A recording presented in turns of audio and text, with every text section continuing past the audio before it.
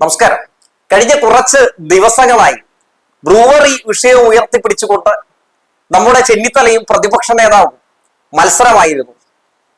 അങ്ങനെ ഇവിടെ ഈ പ്ലാന്റ് കൊണ്ടുവരാൻ ഞങ്ങൾ അനുവദിക്കില്ല, ഇതിൽ അഴിമതിയുണ്ട്, അതുപോലെ തന്നെ ഇവിടെ ജലചൂഷണം നടക്കും എന്നൊക്കെ പറഞ്ഞാണ് ജനങ്ങളെ വല്ലാത്ത രീതിയിൽ തെറ്റിദ്ധരിപ്പിച്ചുകൊണ്ട് വി.ഡി. സതീശനും സംഘവും അഴിഞ്ഞാടിയത്. അപ്പോഴേ നമ്മൾ പറഞ്ഞതാണ് ഇതിന് പിന്നിൽ വേറെന്തൊക്കെയോ ഉണ്ടെന്ന്. അല്ലെങ്കിലും എവിടെ പ്രതിപക്ഷ നേതാവും സംഘവും ഇത്തരത്തിൽ സർക്കാരിനെതിരെ അല്ലെങ്കിൽ ഏതെങ്കിലും പദ്ധതിക്കെതിരെ വ്യാജ പ്രചരണങ്ങൾ നടത്തിയാൽ പൊളിഞ്ഞ് പാളീസായി സത്യം പുറത്തു വന്ന് നമ്മൾ കണ്ടിട്ടുള്ളതാണ്. ഈ വിഷയത്തിലും അത് തന്നെ സംഭവിച്ചിരിക്കുന്നു. എന്തിനു വേണ്ടിയാണ് പെട്ടെന്ന് ഈ ഒരു വിഷയവുമായി ബന്ധപ്പെട്ട് ഇങ്ങനെ മാരത്തോൺ ലെവലിൽ മാധ്യമപ്രവർത്തകരെ കണ്ട് വി.ഡി. സതീശൻ ഈ രീതിയിൽ ഈ എത്തനോൾ നിർമ്മാണ ഫാക്ടറി വരുന്ന വിഷയവുമായി ബന്ധപ്പെട്ട് വല്ലാത്ത രീതിയിലുള്ള അഴിമതി ആരോപണങ്ങൾ ഉയർത്തിയത്? സ്പിരിറ്റ് ലോബികൾക്ക് വേണ്ടിയാണ്. നമുക്കറിയാം, പ്രതിവർഷം 4200 കോടി രൂപയുടെ സ്പിരിറ്റാണ് നമുക്ക് കേരളത്തിന് ആവശ്യം. അപ്പോ ഈ സ്പിരിറ്റ് എവിടെ നിന്നാണ് വരുന്നത്? കോൺഗ്രസ് ഭരിക്കുന്ന കർണാടകയിൽ നിന്നാണ്. നമ്മളുടെ സ്വന്തമായിട്ട് സ്പിരിറ്റ് ഉൽപ്പാദിപ്പിക്കാൻ തുടങ്ങിയിട്ടുണ്ടെങ്കിൽ എന്താണ് സംഭവിക്കുന്നത്? ആ സ്പിരിറ്റ് നമുക്ക് ഇവിടെ തന്നെ ഉൽപ്പാദിപ്പിക്കുന്നതുകൊണ്ട് കോൺഗ്രസ് ഭരിക്കുന്ന സംസ്ഥാനങ്ങളിൽ നിന്ന് അത് കൊണ്ടുവരണ്ടാത്ത ഒരവസ്ഥ വരും. അങ്ങനെ വരുമ്പോൾ ആർക്കാണ് നഷ്ടം? കോൺഗ്രസ് നേതാക്കൾക്കാണ്. നിങ്ങൾക്കൊരു കാര്യം അറിയും, കർണാടകയിലെ വനിതാ ശിശുക്ഷേമ മന്ത്രി, ആ മന്ത്രിയുടെ പേരിൽ ആ മന്ത്രിക്ക് അവിടെ ഒരു സ്പിരിറ്റ് കമ്പനിയുണ്ട്. അപ്പൊ ഇവരൊക്കെയാണ് ഈ പറയുന്ന പോലെ ഇങ്ങോട്ടേക്ക് സ്പിരിറ്റ് കൊണ്ടുവരുന്നത്. അപ്പൊ അങ്ങനെ സ്പിരിറ്റ് കൊണ്ടുവരുന്നങ്ങ് നിന്നു പോകും. അപ്പൊ സിദ്ധരാമയ്യയും DKയും പിന്നെ ഈ വനിതാ ശിശുക്ഷേമ മന്ത്രിയും ഒക്കെ അങ്ങ് ആവശ്യപ്പെടുമ്പോ പിന്നെ എങ്ങനെ അല്ലേ സതീശേട്ടാ? അല്ലെങ്കിലും ഇപ്പോ കർണാടകയുടെ തണലിലാണല്ലോ ഈ പറയുന്ന കേരളത്തിലെ കോൺഗ്രസിന്റെ ഉറക്കവും എഴുന്നേപ്പും ഈ ഗീർവാണമടിയും ഒക്കെ. ആദ്യം എന്താണ് ഇവർ ഈ വിഷയവുമായിട്ട് ബന്ധപ്പെട്ട് പറഞ്ഞത്? ഇവർ ആദ്യം പറഞ്ഞു, അതായത് ഈ ഇത്തരത്തിലൊരു എത്തനോൾ നിർമ്മാണ കമ്പനി വരുന്നത് അവിടെ പഞ്ചായത്ത് അറിഞ്ഞിട്ടില്ല എന്ന് പറഞ്ഞു. അവസാനം പഞ്ചായത്തിന് ഈ ഒരു കമ്പനി വരുന്നതുമായിട്ട് ബന്ധപ്പെട്ട് കൊടുത്തിട്ടുള്ള കത്ത് പുറത്തു വരുന്ന സാഹചര്യം ഉണ്ടായി അല്ലെ? പിന്നെ പറഞ്ഞു ടെൻഡർ വിളിക്കാഞ്ഞിട്ടാണ് എന്ന് പറഞ്ഞു. ടെൻഡർ വിളിക്കാത്തതുകൊണ്ടാണ് ഇത് അഴിമതിയാണെന്ന് പറഞ്ഞു. എന്തിനാണ് ഈ ഒരു വിഷയത്തിൽ ടെൻഡർ വിളിക്കേണ്ടത് എന്ന ആ ഒരു ചോദ്യം പൊതുജനങ്ങളുടെ നിന്ന് ഉയർന്നു വന്നു. ഈ വിഷയത്തിൽ ഒരു വ്യക്തത വരുത്തിക്കൊണ്ട് മന്ത്രി MP രാജേഷും രംഗത്തേക്ക് വന്നു. അതായത് ഒരു ഇൻവെസ്റ്റ്മെന്റ് പ്രപ്പോസലാണ് ഒയാസിസ് ഗവൺമെന്റിന് മുമ്പിലേക്ക് വെച്ചത്. അതായത് ഞങ്ങൾക്കൊരു കമ്പനി തുടങ്ങണം എന്ന് ആവശ്യപ്പെട്ടുകൊണ്ട് ഒരു ഇൻവെസ്റ്റ്മെന്റ് പ്രപ്പോസൽ മുന്നിലേക്ക് വരുമ്പോൾ സ്വാഭാവികമായിട്ട് ടെൻഡർ വിളിക്കേണ്ട ആവശ്യമില്ലല്ലോ. അപ്പോൾ അതുമായി ബന്ധപ്പെട്ട് സർക്കാരിൻ്റെതായിട്ടുള്ള പല മാനദണ്ഡങ്ങളും പല കാര്യങ്ങളും ഒക്കെ പറഞ്ഞു. നിയമവിരുദ്ധമായ ഒന്നും അവിടെ നടക്കില്ല എന്ന് പറഞ്ഞു.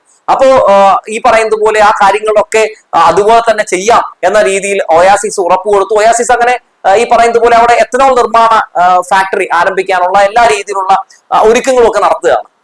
അപ്പോ ഇത്തരം വിഷയങ്ങളിൽ ടെൻഡർ വിളിക്കണ്ട എന്ന കാര്യം ജനങ്ങൾ തിരിച്ചറിഞ്ഞു എന്ന് മനസ്സിലായപ്പോൾ പിന്നെ അഴിമതി എന്ന് പറയുന്ന വാക്ക് മിണ്ടുന്നില്ല കേട്ടോ. അപ്പൊ പിന്നെ ഒരു സംഭവം കൂടി ഉണ്ട്. ആ സമയത്താണ് ഈ സഭ ആരംഭിക്കുന്നത്. നിയമസഭയിൽ ഈ വിഷയം ഒന്ന് ഉന്നയിക്കാൻ വേണ്ടി ശ്രമം നടത്തി. അവസാനം മുഖ്യമന്ത്രി നല്ല വ്യക്തമായിട്ട് മറുപടി കൊടുത്തോടുകൂടി തന്നെ അന്ന് ചെന്നിത്തലയും വി.ഡി. സതീശനും ഒന്നും ഒരു അക്ഷരം മിണ്ടിയില്ലല്ലോ, മിണ്ടാതെ ഇങ്ങനെ ഇരിക്കുകയായിരുന്നു.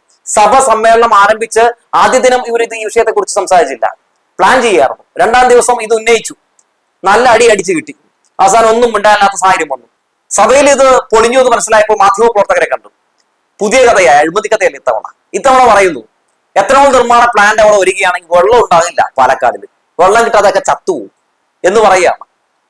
അങ്ങനെ പറഞ്ഞ് രംഗത്തേക്ക് വരുന്ന സാഹചര്യത്തിൽ എന്തായി? ഒയാസിസ് അവർ കമ്പനി രംഗത്തേക്ക് വന്നിട്ട് പറഞ്ഞു, ഞങ്ങള് ഭൂഗർഭജലം ഒന്നും ഊറ്റിയെടുക്കുന്നില്ല, 5.5 ഏക്കറിൽ ഞങ്ങൾ ജലസംഭരണി തുടങ്ങിയിട്ട് മഴവെള്ളമെല്ലാം ശേഖരിച്ച് ഈ പറയുന്ന പോലെ വെള്ളം സേവ് ചെയ്യാനായിട്ട് പോവുകയാണെന്ന് പറഞ്ഞു. അതും അവിടെ പാളി, ക്ലച്ച് പിടിക്കില്ല എന്നുള്ള കാര്യം പറഞ്ഞു.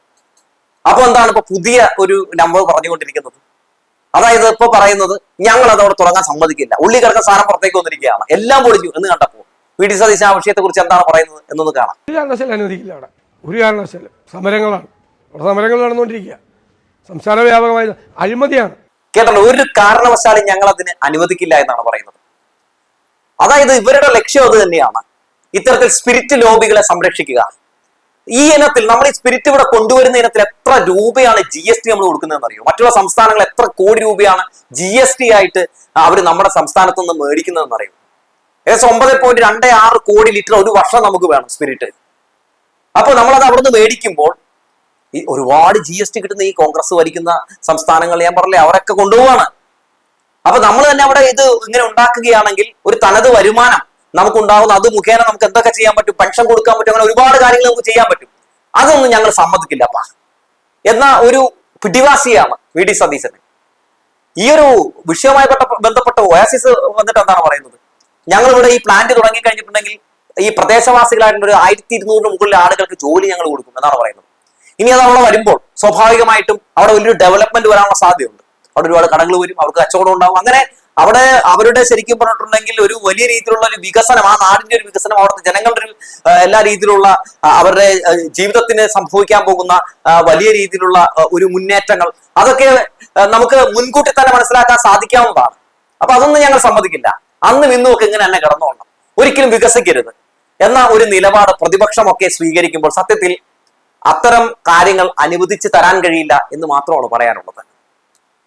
അതായത് ഇത്തരത്തിലുള്ള സ്പിരിറ്റ് ലോബികൾക്ക് വേണ്ടി സംസാരിക്കുന്ന പ്രതിപക്ഷ നേതാവൊക്കെ സത്യത്തിൽ ഈ സംസ്ഥാനത്തിന് വേണ്ടി സംസാരിക്കണം എന്നാണ് പറയാനുള്ളത്.